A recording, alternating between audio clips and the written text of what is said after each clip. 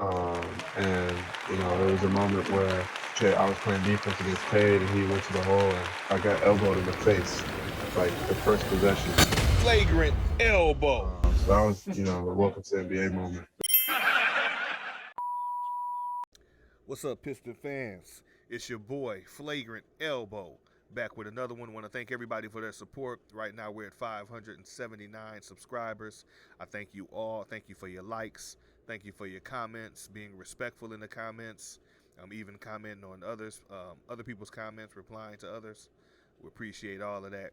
We're going to talk about some of the things that took place with the Detroit Pistons preseason game, their final one against the Memphis Grizzlies. Detroit closed out the preseason 0-4. It is just preseason. Memphis closed out this with their last game. They were 3-2. So preseason is just preseason, but still kind of gives you a gauge to see where players are, where the team is with development. So we're going to talk about a few things that took place this game that was interesting to me.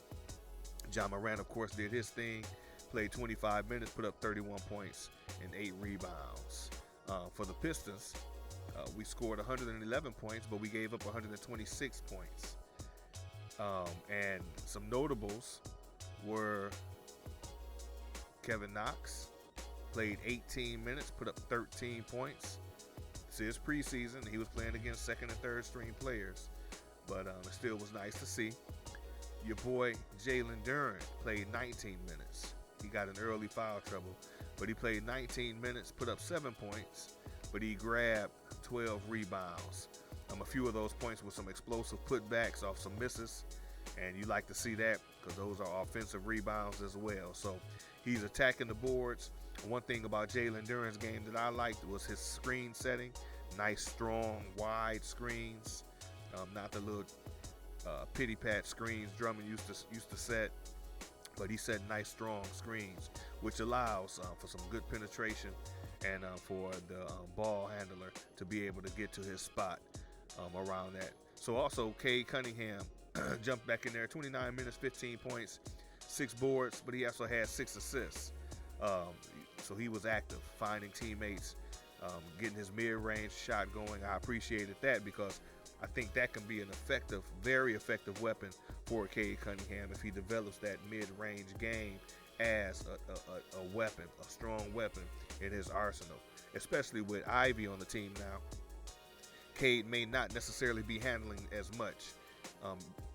the ball as much or look to handle as much because Jaden Ivey can do his thing with the ball in his hand. So it's going to be interesting to see how that goes. If he can develop the mid-range game into that being his X-factor weapon, then I think that will definitely contribute to Cade's game. Beef Stew did his thing, 16 points, 9 rebounds, almost a double-double in 23 minutes. Sadiq Bey did his thing, 17 points, 8 boards, 1 assist in 26 minutes. Bojan, he played 28 minutes. They didn't hit him as much or as often, plus he missed a few threes as well, but still, he only had 5 points, but he did have 6 rebounds and 2 assists. So sometimes shots aren't falling, but be active in other areas. And Bojan found a way to do that as well. Some notables was Sadiq Bey's play. A lot of times we don't talk about Sadiq Bey because we're so focused on Cade. We're so focused on Jaden Ivey. We're so focused on whether or not Beef Stew can be a stretch 4. We're so focused on whether or not Killian Hayes has really found the right mindset to play the game effectively like we know he can. But Sadiq Bey looked strong this game. Sadiq Bey has the physique and the body to be effective in the NBA, and today he looked like it. He was going to the basket strong. A lot of times his shot creation is not as where I think it should be. Sometimes I feel like he can't make his own shot or can't create for himself. Can't create for himself with the ball, but he did a decent job today getting to the rim, getting to the free throw line, and that's going to be huge. For as strong as he is, he should be able to get to the free throw line. So imagine him getting to the free throw line, Cade Cunningham getting to the free throw line. Jaden Ivey has shown he can get to the free throw line. Players can't keep up with him. Players cannot keep up with Jaden Ivey. and he's picking his gaps, and he's jumping in there and getting to that free throw line. So back to Sadiq, if he can add that to his arsenal, a little more shot creation, a little more playmaking with the ball in his hand, then that's going to definitely help not only the team, but it's going to help Sadiq Bey too. Because a lot of times, a lot of conversations I've been seeing, people were looking at, hey, if we break the core up, one player we could trade off is Sadiq Bey. Don't forget, Sadiq dropped 50 last season. So he can get buckets, but he did struggle sometimes defensively, and also struggle sometimes with his own playmaking and shot creation. So it looks like that's something that he's working on. I welcome it, because that adds another ball handler and someone who can create his own. And also, once again, he's out there rebounding too, getting in the paint, getting those boards. So I did like Sadiq. Of course, Alec Burks didn't play. Nerlens Noel didn't play. Bagley's going to be out about a month. And then he'll be back. Nerlens Noel will be out. Hopefully he'll be back at the start of the season next week. So we'll see how that goes. But Beef Stew looked good. Missed a few of his threes starting off, but in that second quarter, he seemed to get it in. Dropped his first three shots from his first three-pointer. Then came back in, dropped another three-pointer from the three in the second quarter. So he struggled at first, but the Pistons need him to be able to be that stretch four. It looks like teams are not respecting his three. Steven Adams played off of him so much, he was just clogging up the middle, letting Beef Stew do what he wanted to do. So just looking at it from that standpoint, Stew is going to be allowed to shoot a lot if he's wide open, and the centers aren't jumping out there to check him or play him or respecting his shot. He's going to have a lot of wide open three-point shots. He needs to just go ahead and take them. Continue to work on his three-point shooting and go ahead and take them. When they're wide open, go ahead and take them.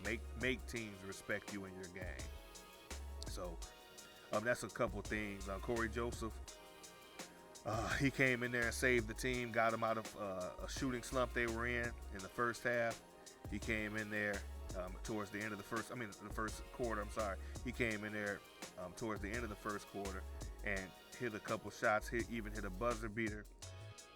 For the half. Even hit a buzzer beater and to drop the lead from 16 down to 7. So Corey Joseph, he came in there, and this goes for a lot of people that's really thinking we should have took Kemba Walker. And like I said before, I believe Kemba is a better offensive player, but Kemba Walker may be a liability when it comes to chemistry with the team, good locker room presence.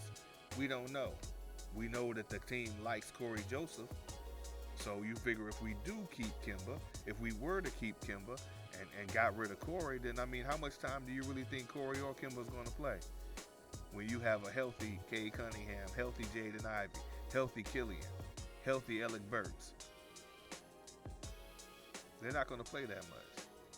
So in that situation, you want somebody that's going to help develop good chemistry and be a good veteran, have a good, strong veteran presence for the young core. And Kemba could provide those things, but everybody's used to Corey Joseph in that locker room, so that's probably the way they're going to go ahead and roll. So anyway, Jaden Ivey got to see his boy do his thing. Ivey suffered for a lot of free throws. A lot of foul calls this game. They kind of bit him pretty tough, and he wasn't able to get into a good groove. He did come in there in the fourth quarter and get to some gaps, get to the rim, get to the free throw line. So it kind of shows you what he's going to be able to do. And that's what we're all excited about. Jaden Ivey, and you watched him, you watched Ja Morant today, and they're the same player. They're the exact same player for the most part. So it's going to be exciting. We can all get ready and prepare for some exciting NBA basketball. To close out the first half, the Pistons did shoot 6 for 28 from the three-point line. And to close the game out, the Pistons shot 15 for 52 from the three-point line. That's 29%. But you figure they're going to be a three-point shooting team. Bojan Bogdanovic, Alec Burks, Saddiq Bey, they can all hit their wide open threes. So if they're hitting them, I don't mind. But you shooting 52 threes a game, you know, this is preseason, so you're trying out some things, but you want to get those shots in the basket. You want to get those shots in the basket. So we gave up 74 points in the paint. Switching is what Casey's going with right now. Switching everything. Switching, in my opinion, leaves the rim unprotected. We already suffer from a couple of our big men are out. But even if they are in there, if everybody's switching, the rim can be left unprotected with a good rim protector. If somebody's playing the 5, they're playing the 5 for a reason, to protect the rim. So for them to be out on the perimeter checking three-point shooters and you got big men on the opposing team in the paint, that can be a problem. That can be a problem. So I don't like giving up 74 points. I don't care if it is preseason. That may be something that needs to be addressed and also worked on, worked out, figured out. But you can't give up almost 100 points in the paint. You can't do that. You can't do that. Pistons got to the free throw line 19 for 19 attempts. Memphis got to the free throw line for 38 attempts. We have a young team. Teams will lead with regards to getting to the free throw lines against us because of a lot of ticky-tack fouls until players start making their presence known and identifying what type of player they're going to be in the league to gain respect of the refs. It's going to be a lot of ticky-tack fouls. Remember, Beef Stew used to get called for a foul every time he touched somebody. Every time he checked somebody, he used to get called for a foul. Now, they're a little bit more lenient and understanding of how Beef Stew plays the game. So the same thing with Duran, when he's out there in the paint. They're going to eventually figure out what he does best and respect his game as he makes his presence known. Pistons got 4 blocks. Memphis got 6 blocks. Pistons got 23 steals, so did Memphis. And Detroit's had 19 turnovers to Memphis 9 turnovers. And going along with what I was talking about with the free throws, the Pistons had 30 fouls for the game to Memphis 17, so almost doubled them in fouls. But like I said, we are a young team. We are a young team. So this was an interesting game to watch, to see a player like Ja Morant, great player like that. Memphis is an up-and-coming team. Some nice pieces in there. And the Pistons as well, up-and-coming team. Some nice pieces here. So we got to see how we matched up with them. From the 3, Detroit shot, once again, 29%. And Memphis shot 21%. They only made 7 of 32. So this was an interesting game. And like I said, a lot of good points to think about moving into the regular season. But the Detroit Pistons, I think they're going to be okay, continuing to grow. We all got to remember and be patient. This was just preseason, so I'm sure they'll play a lot better moving into the season as things shape up. Plays everybody gets familiar with plays. Chemistry is being built up. Players know where players are going to be. But there are a lot of positives to take from the preseason with Killian, with Ivy. Cade looked, seeing him get to his spots a little bit better this game. Beef Stew as well. That stretch 4 experiment looks like it's going to be okay. So we just, and everybody, the whole team looked like they were locked in defensively this game too. They looked like they were locked in. I think even Saddiq Bey got a block in. So it's going to be interesting to watch the team moving forward.